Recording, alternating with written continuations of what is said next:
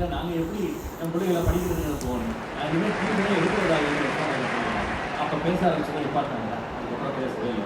Job கிடைக்கிறது யாருக்கு தெரியாமல் தமிழ் பேசுகிறாங்க. இப்போது ஒரு பிட் நோட்டீஸ் ஒரு கையில் இருக்குது. என்ன யாருக்குன்னு கேட்டால் 5 விசா கிட்டியாருன்னு ஒரு வளரும். 5 விசா கிட்டா இன்னும் 5 இலவசம் சொல்லி ஒரு விளம்பரம் வச்சுருக்காங்க. ஒரு புதுசாக ஓப்பன் பண்ண ஒரு விளம்பரம். இன்னொரு 10 பேர் வருவானா 5 விசா கிட்டி பார்த்துக்கலாம் நினைச்சாங்க. பார்த்தா வீட்டு கணக்கில் ஏஜேஜேன்னு கூட்டம் ஆக்குறது.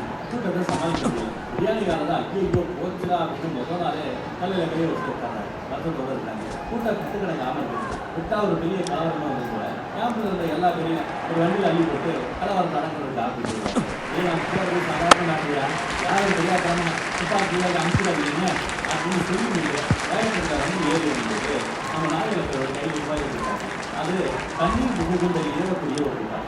அது லைட்டாக வந்துடும். தண்ணீர் புகுந்து இன்னும் வண்டிக்குள்ளே ஏறும் போடு ஏ போக எல்லா பேருக்கும் கண்ணிலிருந்து போய் தண்ணியாக ஊற்றி கரெக்டாக இங்கே கீழே நிற்கிறாங்கல்ல அவங்க எடுத்து அங்கே எடுத்து பார்த்தா வண்டிக்குள்ளே இருக்கிற அந்த போலீஸை பொதுமக்கள் காப்பாற்றி வெளியில் கொடுத்தாங்க. நியூஸில் பொதுமக்களை காக்க வேண்டிய போலீஸையே பொதுமக்கள் காத்திருக்கிறார்கள். வரலாறு காணாத ஒரு செய்தி ஏற்படுது.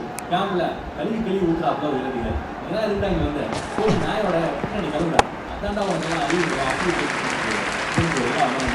அந்த அவமானம் தாங்க முடியாமல் இவங்க வந்து யோசனத்தில் பார்த்துக்கோங்க. சோலோ சாங்கெல்லாம் வந்துட்டு முன்னாடி பேக்ரவுண்டுக்கு ஒரு 100 பேர் ஆட விட்டு அதை பயங்கரமாக பட்ஜெட் பண்ணிருக்காங்க. இந்த ஒருத்தக்காங்க அப்புறம் நாய் வளர்க்குறது ரொம்ப பிஸியாக இருக்கேன். டிஎஸ்பியோட நாய் ஒரு லேடி நாய் பாசமாக ட்ரெயினிங் கொடுத்து பயிற்சி கொடுத்தலாம் அப்படின்னு அப்புறம் மறுபடியும் ஒரு சின்ன பார்ப்போம் ஃப்ளாஷ்பேக்கில் நம்ம வசதியை கணக்கு எடுத்துட்டு அப்படியே பொருள் ஒன்று அப்படியே ஹோட்டல் நல்லா விசாரிச்சுருக்கோம். அதை நம்ம வீடியோ பார்த்துருவோம். ஃபோன் எடுத்து அதை வீடியோவாக எடுத்துடுறேன். பப்ளிக் பிளேசஸில் அநாகரிகமாக நடந்துக்கிட்டாங்க ஒரு கேஸ். 1000 ரூபாய் ஃபைன். உடனே யாருக்கு ஃபோன் போடுவாப்பில் நம்ம ஏடிஆருக்கு ஃபோன் போட்டு இந்த மாதிரி ஃபைன் பண்ணுறாங்க உங்கள் பிரான்ச்சில் வந்துருக்கோம்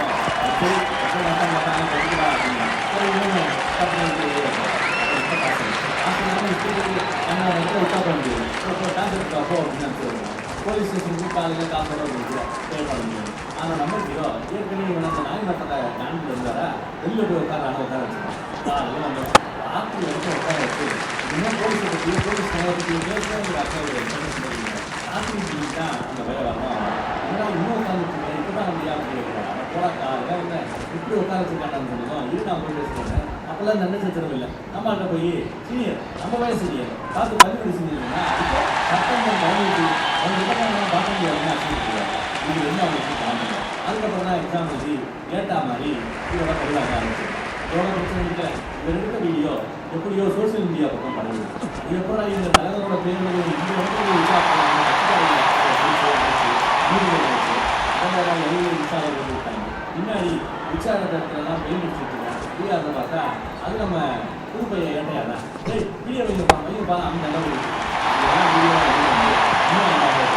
அந்த அவமானத்தோட விஷயத்தில் கல்யாணம் வெளியே போலீஸ் ஸ்டேஷனில் ஏதோ ஒரு பிரச்சனை உடனே கிளம்புங்கன்னு எல்லாரையும் கூப்பிட்டு வராங்க. கேம்பில் போலீஸ் ஸ்டேஷனில் பார்த்தா எஸ்ஐ கோயில் ஏதோ கண்ணாடி என்னோட கட்டிக்கிட்டாங்க. மோப்பனாக எல்லாம் போலீஸ் ஸ்டேஷனில் அதை மாதிரி இருக்க முடியாது. இப்படி மோப்பனாக பிடிச்சிக்கிட்டு அங்கே கொடுத்தாங்க. இதை பார்த்து அந்த பக்கத்தில் சீக்கிரம் யோசிக்கிறாங்க. அதே சமயம் நம்ம ஹீரோவோட பொண்டாட்டி ஃப்ரெண்டு ஒருத்தி எவனோ ஒருத்தன் தப்பு தப்பாக மெசேஜ் போடுறான்னு ஒரு